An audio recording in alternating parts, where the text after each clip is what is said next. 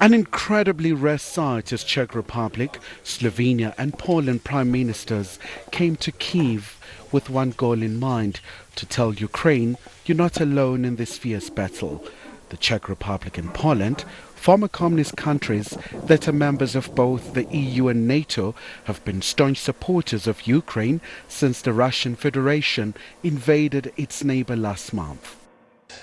You are fighting for your lives, your freedom, but we know that you are also fighting for our lives and our freedom, and it's for us very important. And I said also at the first briefing that probably main goal of our visit and the main message of our mission is to say to our Ukrainian friends that they are not alone, that Europe stands with you, our countries stand with you, and it's something which I think it's in these days, in these difficult days, very important.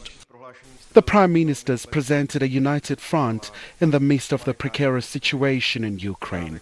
They are also unflinching in their support for Ukraine to be granted EU membership.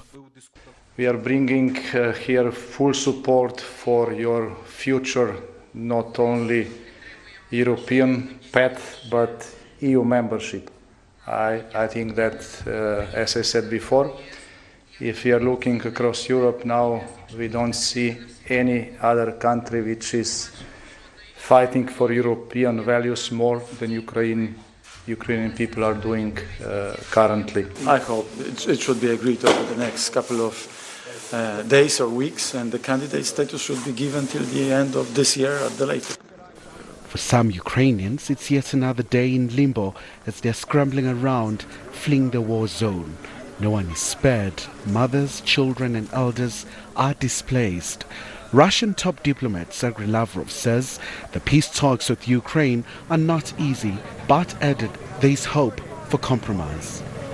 Some say the Prime Minister's visit to Kiev was a symbol of Ukraine's success so far in frustrating Russia's assault against the sovereign states.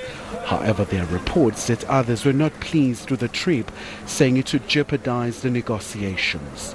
Meanwhile, Russia says the US has a decisive role in defining the role of the Ukrainian authorities. Khayelihle Khumalo, SABC News, Johannesburg.